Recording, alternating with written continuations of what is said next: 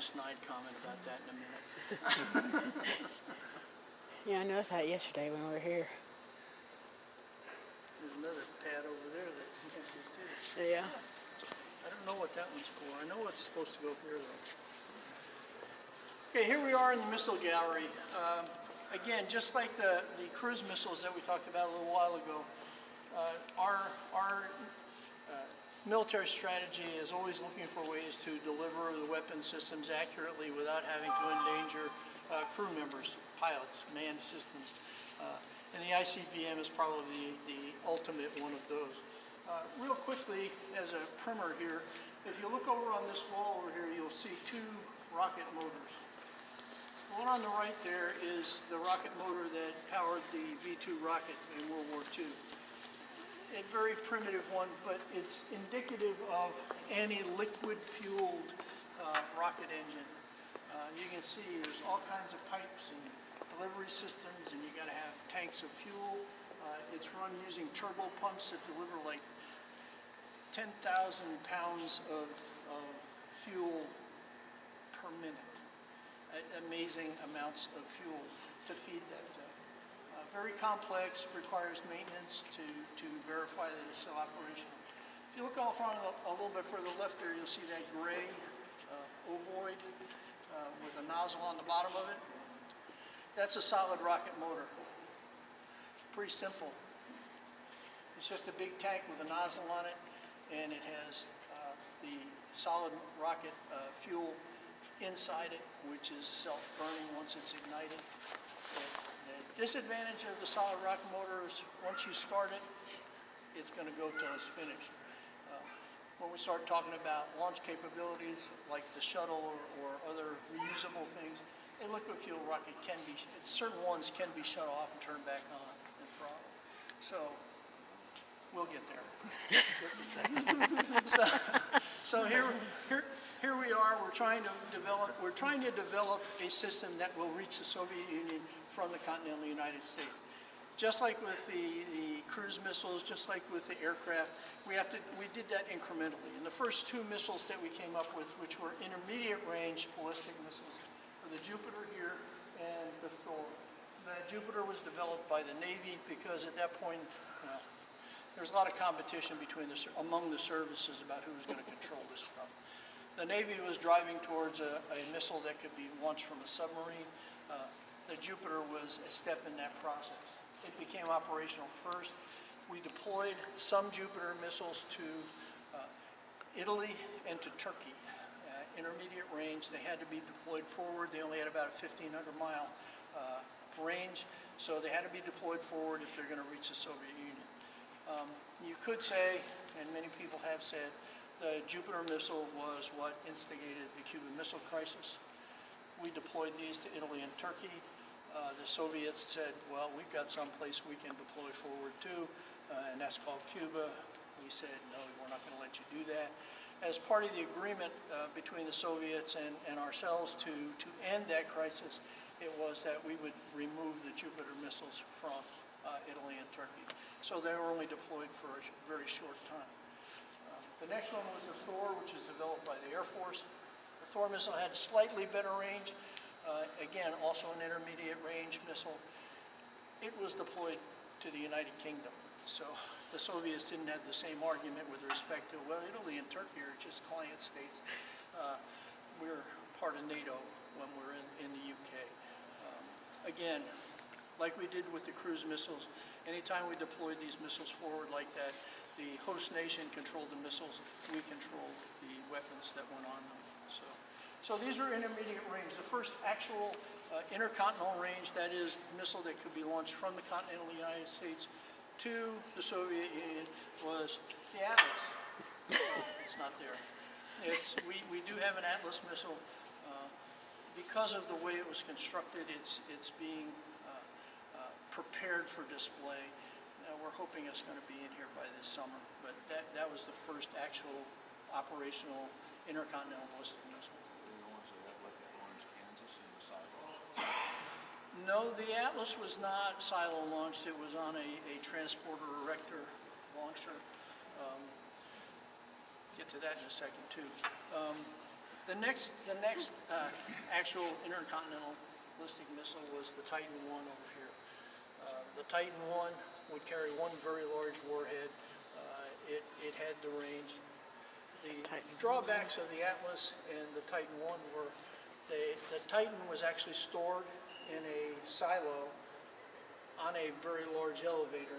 It had to be raised above ground to be fueled up, and the guidance system initialized, and then it could be launched. The Atlas, like I said, it was on a transporter erector launcher. It would have to be erected, then fueled up, and then it would be launched after that. That process could take up to 30 minutes. The missile flying time from the Soviet Union to the United States is how long? 30 minutes. So it made them very vulnerable. The next evolution then was the Titan II over here. The reason why they had to be erected above ground was the volatility and the danger of the material, the fuels that they used and the oxidizers that they used. The Titan II actually used a different fuel system, so it could actually be launched from inside the silo. That was the first missile that we had that could be launched from inside the silo. Again, the Titan II, you'll see, carried one very large warhead. Liquid-fueled rockets, liquid-fueled missiles are very difficult to maintain.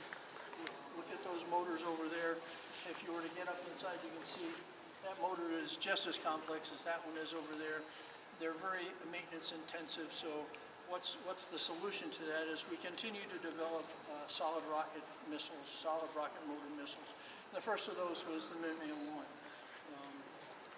Minuteman I carried one warhead, launched from the silo, had the sufficient range to reach the Soviet Union. They continued development. The next missile was the Minuteman II. We don't have one here. But then continued development was the Minuteman III, which is this green and black and white missile over here. It was capable of carrying 3 independently targetable warheads on it.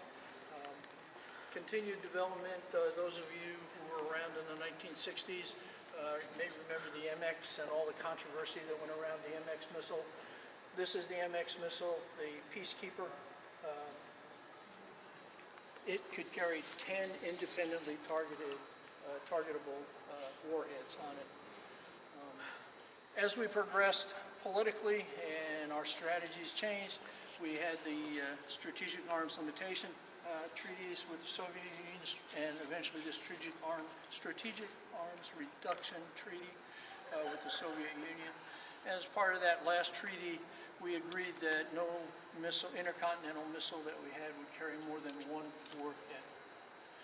At the time, these 2 missiles were operational here in the United States. You want to guess which one we got rid of? If you have a missile that carries 10 warheads and a missile that carries 3 warheads and you got to take it down to 1 warhead, what are you going to do?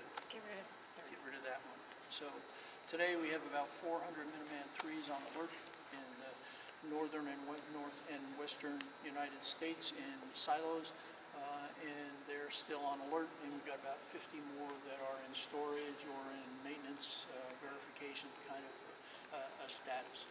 So we currently do still have Minuteman IIIs on alert. So I think I've told you just about 99% of what I know about missiles. I was a C-130 pilot, you know, I mean.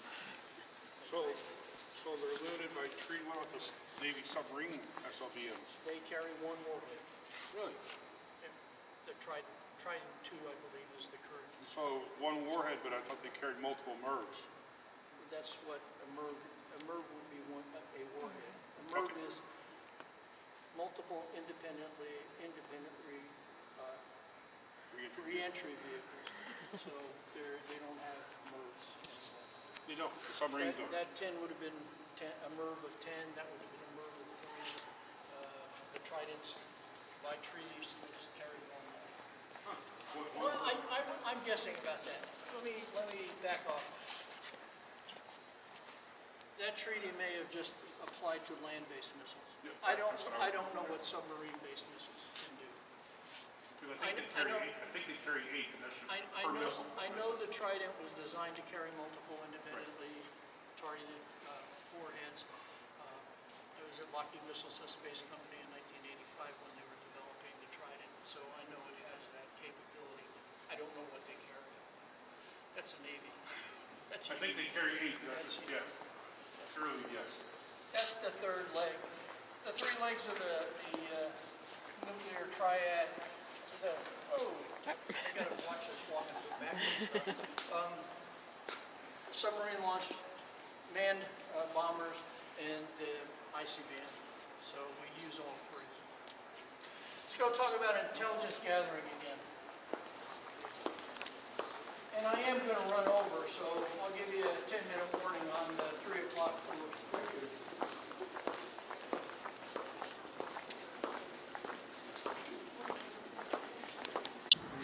We build and spiff them up for a presentation. Inside the fence, there's a restoration and area. Overhead, you'll see the U-2, the infamous U-2. U-2 was designed by Kelly Johnson at the Lockheed Skunk Works. From the time it was conceived to the time it first flew was a period of only 9 months. That's unheard of anymore. One of the reasons he was able to do that is because he took a fuselage of a F-104, which we have over there, took the nose off, the tail off, and put the wings on it, and that was what he used to design it. The U-2, the concept was to fly high enough that it couldn't be defended against.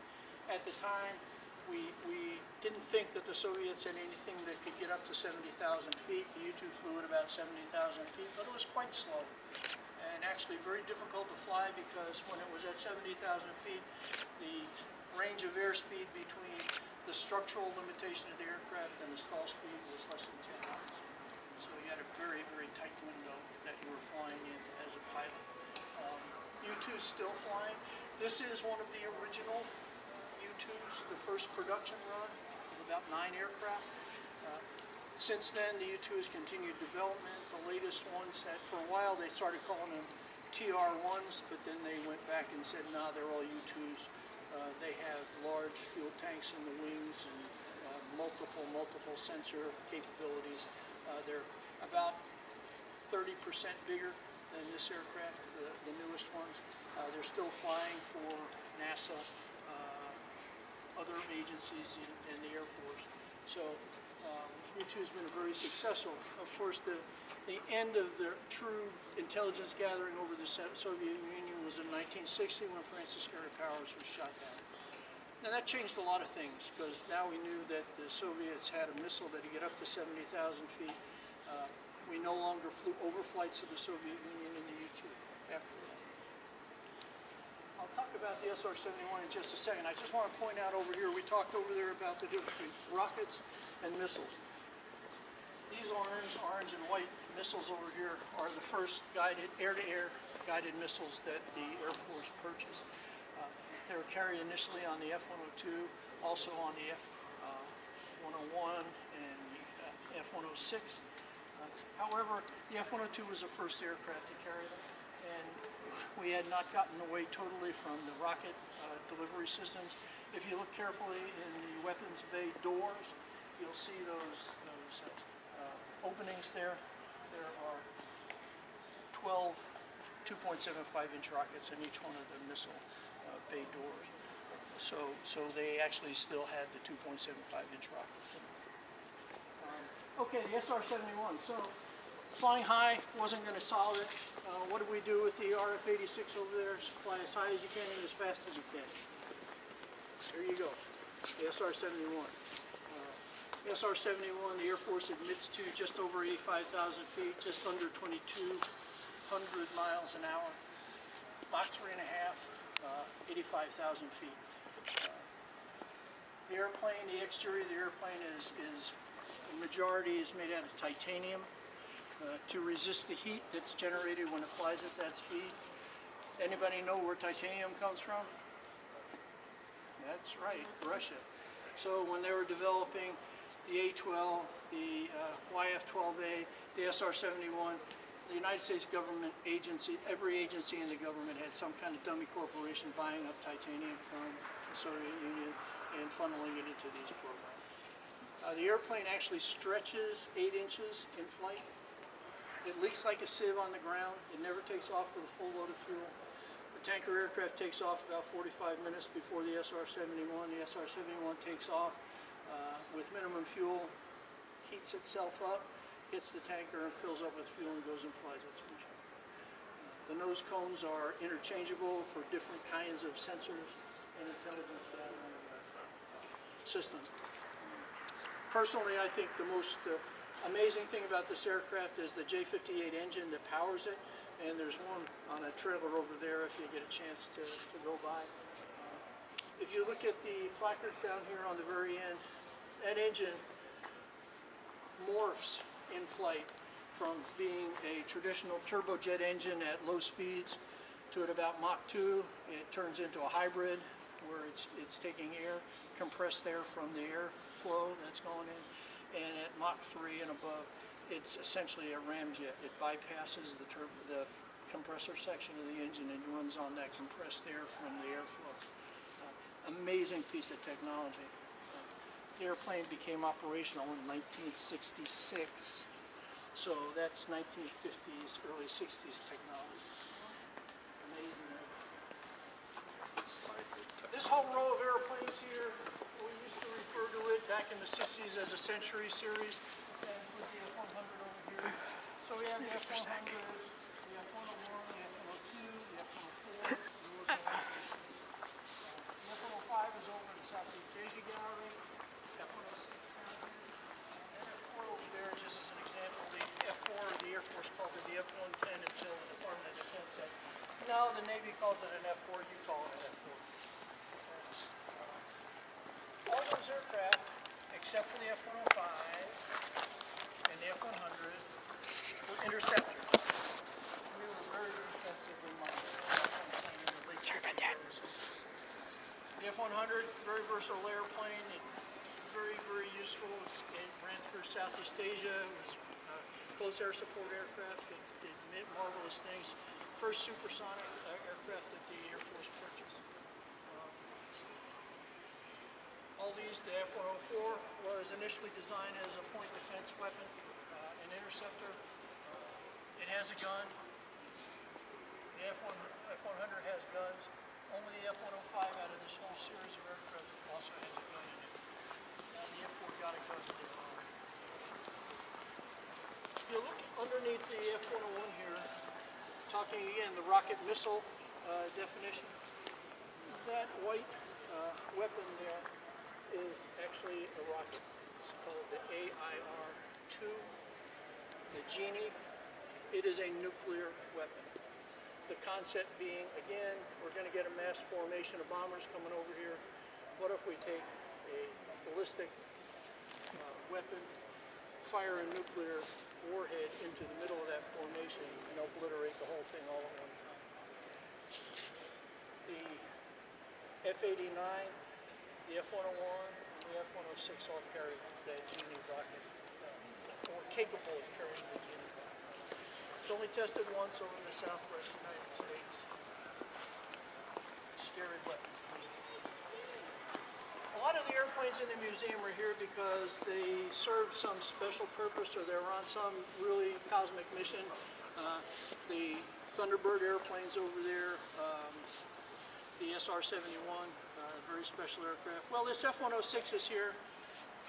Well, it's an example of the F-106, but this particular airframe is here because it flew itself, and it wasn't a drone.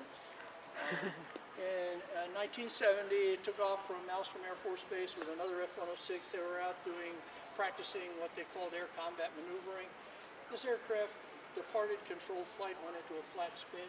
At the time, flat spin in a delta wing aircraft was considered unrecoverable. The pilot had to eject. Well, when a pilot ejects from an aircraft like this, the canopy goes away, the seat and pilot leave the aircraft. So you got a change in aerodynamics, a change in center of gravity. He ejected. Guess what the airplane did? It recovered itself. And it flew a nice lazy spiral over North Dakota until it landed in a farm field. Nice gentle landing, just slid to a stop. If you look at the left-hand picture, you'll see there's a nice little curve to the right. The Air Force went out with a crane and a flatbed truck, picked it up, took it back to Malmstrom Air Force Base, repaired the underside sheet metal, dropped the landing gear, put it back out on the flight line. Well, obviously they had to replace the ejection seat and the canopy, but it flew again. Unverified story, but I've heard it many times, so I'm going to say it like it's the truth. About 6 years later, this airplane was assigned to Tyndall Air Force Base, which is a schoolhouse for the interceptors. The pilot who ejected from the airplane got the opportunity to fly the airplane again.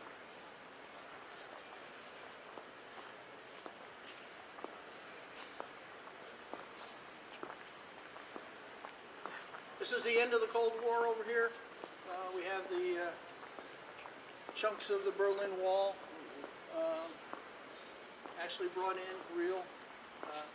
The museum wanted to have a piece of East German technology to display with the wall to demonstrate how not so great things were in East Germany. They asked for one of these cars. They wanted one off the street that had been used and whoever provided it for us sent a brand new one. So all the distressing and nasty stuff on there was done by the museum staff. But it is an interesting example. It's a two-stroke engine. It's really not very good. So we'll keep moving around here. We have two examples of the F4. I call this one over here the ultimate F4. It's an F4G. It replaced the F105G as a wild weasel aircraft. Massive electronics in there. It's quite an airplane. My dad worked at McDonnell Douglas where they built those back in the day. Cool. That's great. You'll see Soviet aircraft in here that were part of what was called the Constant Peg program. We had Air Force pilots that actually flew these airplanes against our aircraft so that our pilots would get an idea of what the capabilities, the true capabilities of these aircraft were. The program only lasted for a few years. They had the MiG-21, this MiG-23. I'm not sure what other aircraft they flew.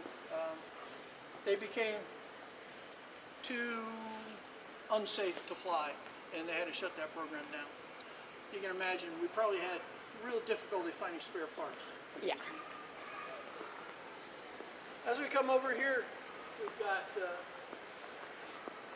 the F-15 over there and the MiG-29 right here. The F-15 became operational in 1974. The MiG-29 became operational in the Soviet Union a couple of years after that. The reason, I don't know if it's the reason they're next to each other, but there was a lot of speculation that this airplane was built with a lot of stolen industrial espionage information from the F-15. When we actually got our hands onto the MiG-29, it had some very, very good characteristics. It had a helmet-mounted targeting system, so the pilot did not have to turn the airplane to go to target one of his missiles. He could identify it by turning his head and his helmet, fire the missile, and the missile would track to the target. It had an excellent look-down, shoot-down radar capability, which the Soviets have not had prior to this. However, we found that a lot of the other ancillary systems, defensive systems, things like that, on the airplane were not nearly up to snuff with the F-15. The F-15, like I said, became operational in 1974.